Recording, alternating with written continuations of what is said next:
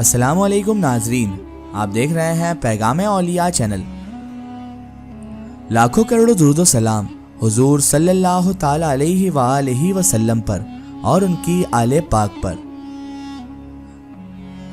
بگرداب بلا افتاد کشتی، ضعیفان شکست راد پشتی، بہک کے خواجہ عثمان ہارون، مدد کن یا معین الدین چشتی، مدد کن یا معین الدین چشتی۔ تیرا دربار ہے دارالسلام یا خواجہ، تجلیاں ہے نئی صبح و شام یا خواجہ، نہ فکر میں نہ غمِ جام تیرے مستوں کو، تیری نگاہ سے چلتا ہے کام یا خواجہ، تیری نگاہ سے چلتا ہے کام یا خواجہ۔ ناظرین کرام، جیسا کہ شعر سن کر آپ سمجھ چکے ہوں گے کہ آج ہم کن کا واقعہ بیان کرنے جا رہے ہیں۔ آج ہم آپ کے لیے لے کر آئے ہیں شہنشاہ ہند، عطا رسول، آل نبی، اولاد علی، حضرت خواجہ خواجگاہ خواجہ غریب نواز ہندل ولی عطا رسول رحمۃ اللہ علیہ کا واقعہ۔ جی ہاں ناظرین، آج ہم آپ کے لیے لے کر آئے ہیں سرکار غریب نواز رحمۃ اللہ علیہ اور ایک بڑے ہی مغرور اور حکیم و فلسفی کا واقعہ۔ جی ہاں ناظرین، ایک مغرور حکیم و فلسفی جو بزرگان دین کا گستاخ تھا، بزرگان دین کا منکر تھا، وہ جب سرکار غریب نواز سے ملا تو کیا ہوا؟ میں گارنٹی سے کہہ سکتا ہوں کہ اس واقعے کو سننے کے بعد آپ اپنے دل پر قابو نہیں رکھ پائیں گے اور آپ کا دل زوروں سے یا خواجہ بول اٹھے گا۔ تو میری آپ سے معتبانہ گزارش ہے کہ اس واقعے کو مکمل طریقے سے سمجھنے کے لیے اس ویڈیو کو اینڈ تک ضرور دیکھیں، اور اگر ابھی تک آپ نے ہمارے چینل کو سبسکرائب نہیں کیا ہے تو اسے ابھی سبسکرائب کر دیجئے اور پاس میں دیے گئے بیل آئیکن پر بھی کلک کر دیجئے تاکہ ہمارے ویڈیو کی نوٹیفیکیشن آپ تک پہنچتی رہے۔ ناظرین کرام، جیسا کہ سرکار غریب نواز رحمۃ اللہ علیہ نے دنیا کے کئی گوشوں میں جا کر دین تبلیغ کا کام کیا، اسی طرح ایک مرتبہ کا ذکر ہے کہ سبزوار یعنی کہ افغانستان سے جب حضرت خواجہ غریب نواز رحمۃ اللہ علیہ بلخ پہنچے، جہاں پر کچھ دنوں شیخ احمد خضرویہ کے یہاں آپ حضرت غریب نواز رحمۃ اللہ علیہ نے قیام فرمایا۔ بلخ میں ان دنوں ایک بہت بڑا نامی گرامی حکیم اور فلسفی شخص رہتا تھا جسے لوگ مولانا حکیم ضیاء الدین کے نام سے جانتے تھے۔ اسے علوم ظاہر بالخصوص فلسفہ و حکمت میں بڑی دسترس حاصل تھی۔ وہ تصوف اور اہل تصوف سے حد درجہ تک منافقت رکھتا تھا اور وہ اہل تصوف لوگوں کو نہیں مانتا تھا، اور یہ اکثر کہا کرتا تھا کہ تصوف ایک ہذیان ہے اور صوفیہ عقل و تمیز سے بے بہرہ ہوتے ہیں، معاذ اللہ۔ کل ملا کر یہ جو شخص تھا یہ اولیاء اللہ کا اور تصوف کی جو فیلڈ ہے ان کے لوگوں کا، ان کے ماننے والوں کا منکر تھا۔ بہرحال بلخ کے مضافات میں اس کا ایک پرفضا باغ تھا جس میں اس کا ایک مدرسہ تھا جہاں وہ اپنے شاگردوں کو فلسفہ و حکمت کی تعلیم دیا کرتا تھا اور ان لوگوں کو ایسی تعلیم دیا کرتا تھا جس سے وہ بھی اس جیسے بزن ہی ہو جایا کرتے تھے۔ بہرحال سفر کے دوران ایک روز حضرت خواجہ خواجگاہ خواجہ ہندل ولی عطا رسول سرکار غریب نواز رحمۃ اللہ علیہ کا گزر اس علاقے سے ہوا جہاں حکیم ضیاء الدین کا باغ اور اس کی درسگاہ حکمت تھی۔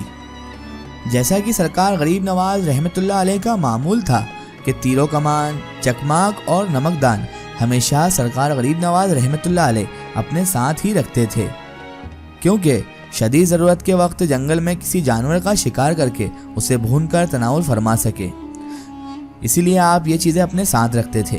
اس مقام پر بھی جہاں پر سرکار غریب نواز تشریف فرما ہوئے تھے اور اس مولانا کا مدرسہ اور اس کی درسگاہ تھی، وہاں پر بھی سرکار غریب نواز رحمۃ اللہ علیہ نے کلنگ کا شکار کیا اور خادم کو حکم دیا کہ اسے بھون کر تیار کرے، اور خود حضور غریب نواز رحمۃ اللہ علیہ عبادت میں مصروف ہو گئے۔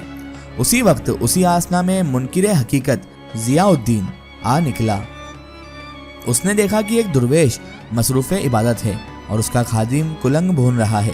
جب حضرت خواجہ غریب نواز رحمۃ اللہ علیہ کو ضیاء الدین نے دیکھا تو ان کے متعلق بھی اس کے دل میں وہی برے خیالات آ چکے تھے۔ بہرحال سرکار غریب نواز رحمۃ اللہ علیہ جب نماز سے فارغ ہوئے تو خادم نے بھنا ہوا گوشت حضرت خواجہ غریب نواز رحمۃ اللہ علیہ کی خدمت میں پیش کیا۔ حکیم ضیاء الدین بھی کچھ دوری پر ہی بیٹھا ہوا تھا۔ حضرت نے بسم اللہ پڑھ کر ایک ران ضیاء الدین کو عطا کر دی اور دوسری ران خود تناول فرمانے لگے۔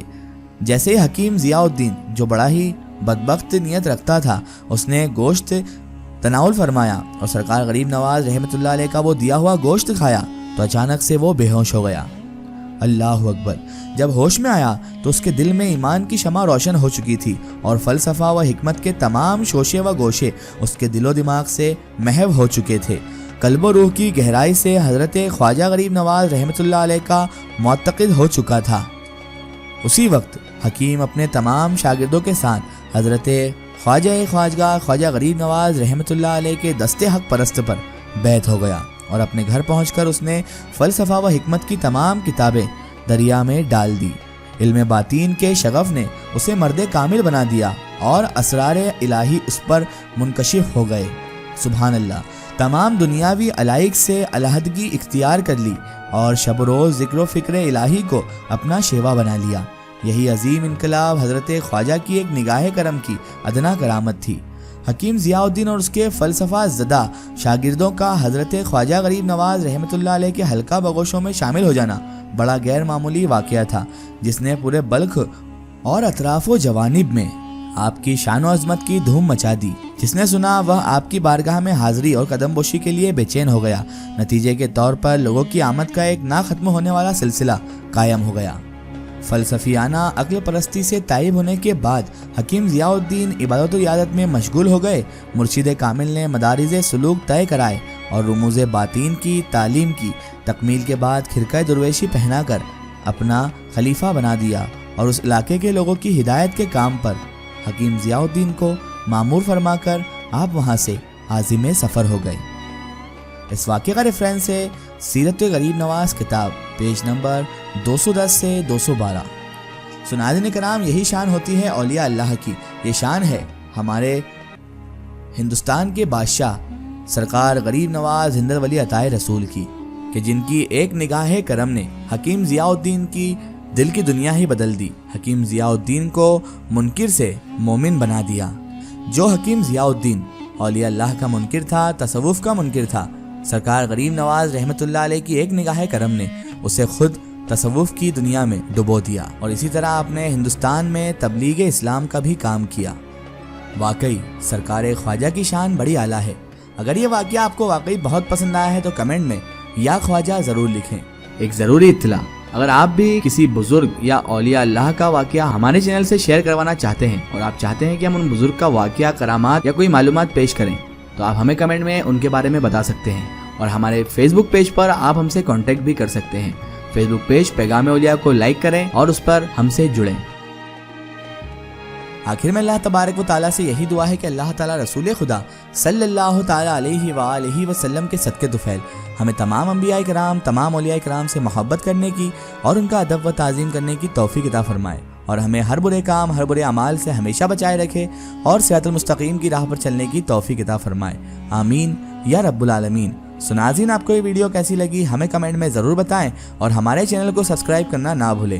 اس ویڈیو کو زیادہ سے زیادہ شیئر کریں اور اسے تمام اولیاء کرام کے چاہنے والوں تک ضرور پہنچائیں۔